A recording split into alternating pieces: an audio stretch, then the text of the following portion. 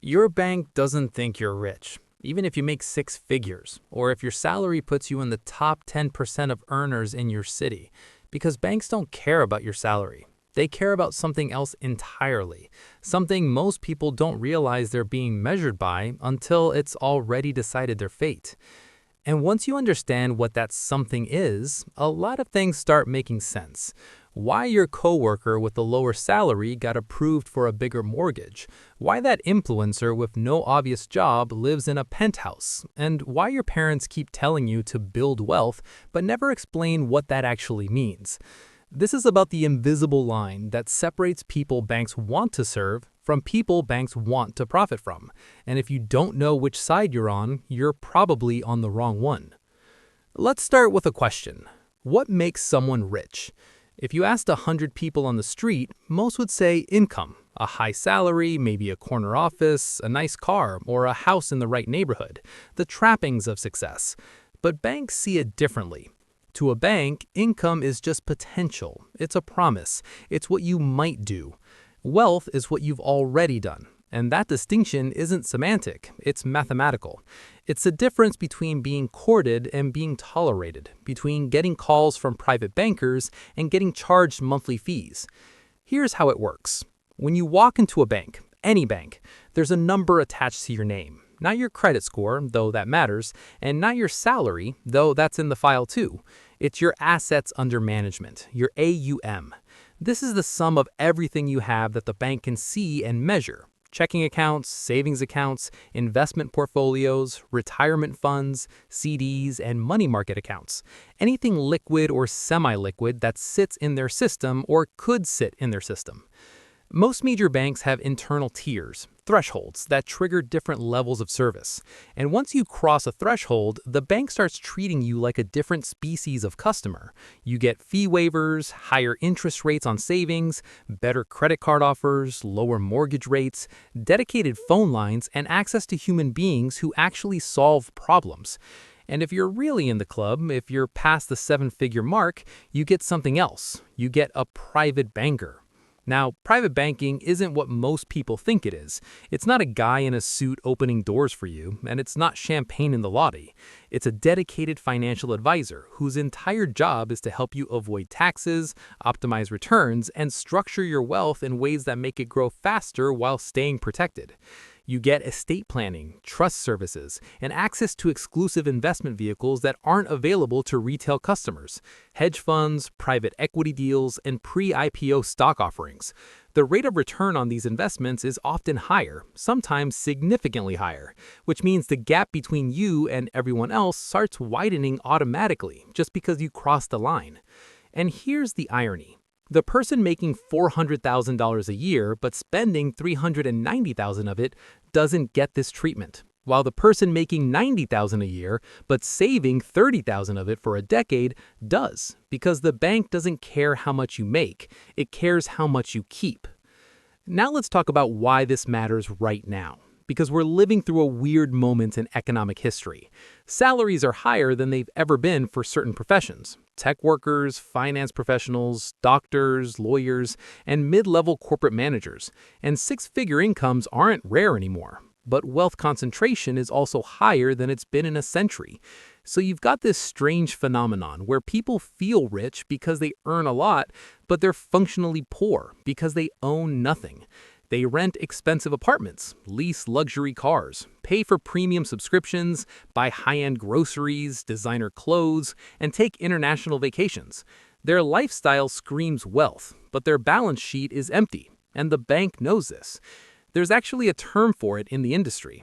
Henrys, high earners not rich yet. It sounds neutral, maybe even optimistic, but in practice, it's a classification of vulnerability. Because banks have figured out that high earners with low assets are profitable customers. They carry credit card balances, take out personal loans, pay overdraft fees, and finance everything. They're income rich and cash poor, which means they're dependent on credit, and credit is where banks make money. Whereas wealthy people, people with actual assets, are expensive to serve.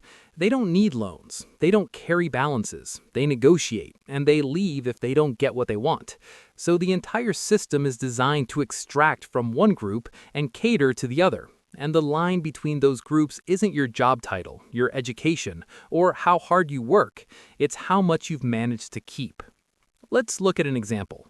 Two people, same city, both 35 years old. Person A is a software engineer making $250,000 a year. They live in a nice apartment, drive a leased luxury car, eat out constantly, travel internationally, and buy premium everything.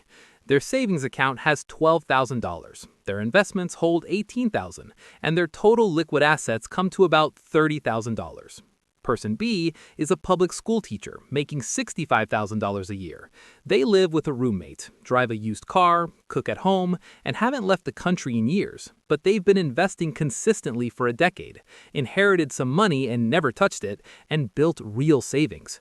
Their total liquid assets are over $200,000. Who do you think the bank treats better? It's not even close. Person B gets fee waivers, better mortgage rates, and calls from wealth advisors. Person A gets marketed credit cards. And here's the uncomfortable part. Person A probably thinks they're doing better, and they certainly look like they're doing better. But in the eyes of the financial system, Person A is a revenue source, while Person B is a client. Now let's talk about what actually builds wealth in the eyes of a bank, because it's not just saving, and it's not just frugality. There's a formula. Wealth, in the banking sense, is assets minus liabilities over time, compounded by return. That sounds obvious, but here's what it means in practice. The single biggest thing you can do to appear rich to a bank is to own assets that appreciate. Real estate, stocks, bonds, index funds, anything that goes up in value while you sleep. And the single biggest thing that keeps you poor in the banking sense is buying things that depreciate. Cars, furniture, electronics, clothes, anything that loses value the moment you buy it. But here's the trick. Most of the things that make you look rich are depreciating assets, while most of the things that make you actually rich are invisible. Nobody sees your investment account, but everybody sees your car. And this creates a perverse incentive, because we're social creatures. We signal status through consumption, and consumption is the enemy of wealth accumulation. So people optimize for the wrong thing. They optimize for looking successful instead of being successful. And the gap between those two things is where financial stress lives. There's another layer to this. Banks don't just measure assets, they measure asset velocity. How fast is your money moving? How much are you putting away each month? What's the trend line? Because $1 million sitting in a checking account is different from $1 million that appeared suddenly. If you inherit $1 million, the bank sees static wealth. It's great, but it doesn't tell them much about your behavior. If you build $1 million over 20 years through consistent saving and investing, the bank sees discipline, predictability, and low risk. And predictability is what banks crave, because they're not just evaluating you for today, they're evaluating you for the next 30 years. Are you someone who will stay wealthy? Are you someone who will keep assets into the system? Are you someone who will eventually need estate planning, trust services, and wealth transfer? Or are you someone who will blow it all and disappear? This is why lottery winners don't get private bankers, and why athletes and celebrities, even rich ones, often get treated like high-risk clients, because banks know the stats. The money's there, but the behavior isn't, and behavior is what banks bet on. So what does this all mean? It means the financial system is running two separate games.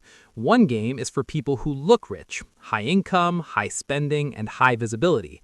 These people get marketed to, sold products, and charged fees. The other game is for people who are rich, high assets, low spending, and low visibility. These people get served, they get access, and they get advantages. And the cruelest part is that most people don't even realize which game they're playing. They think because they make good money and can afford nice things, they're winning. But they're not winning. They're participating, and participation costs money.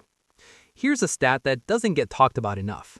The average American household earning over $200,000 has a net worth of about $700,000. That sounds good, until you realize that's average, which means half are below that. And when you dig into the data, you find that many high earners are living paycheck to paycheck, not because they don't make enough, but because they spend what they make. They've built lifestyles that require high income just to survive, which means they can't stop, can't take risks, can't say no, and can't retire early. They're trapped by their own success. Meanwhile, there are people making 70 or 80,000 a year who have $1 million in assets because they never inflated their lifestyle. They lived like they made 40 and invested the difference for 20 years. These people have freedom. They can quit, take time off, or retire early, and the bank knows this. That's why net worth is the score that matters. Not income, not job title, not lifestyle. Net worth. Now let's zoom out, because this isn't just about banking. It's about how we measure success in a society obsessed with appearance. We've built an entire culture around looking successful. Social media highlight reels, vacations, promotions, new apartments, engagement rings. And all of that costs money, so people spend to keep up, finance their image, and go into debt to look like they're winning. And the financial system loves this because debt is profitable, spending is profitable, and churn is profitable. What's not profitable is people quietly building wealth. People who buy used cars and index funds. People who ignore trends and compound instead. Those people don't generate revenue, but they do generate envy. Because 20 years later, they're the ones who own things, have options, and get called rich by banks. And here's the final twist. Once you're in the club, once you have enough assets, the system starts working for you instead of against you. Lower fees, higher returns, better rates, tax advantages, and estate protection. All of which makes it easier to build more wealth. The more you have, the more efficiently you grow it, and the less you have, the more it costs to build it. It's a compounding system, and compounding works both ways. So here's the uncomfortable question.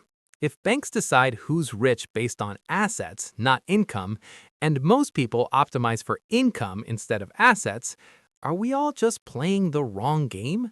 Are we working harder, earning more, spending more, and ending up further from wealth because we're chasing the wrong metric? And if the answer is yes, who benefits? Because someone's winning.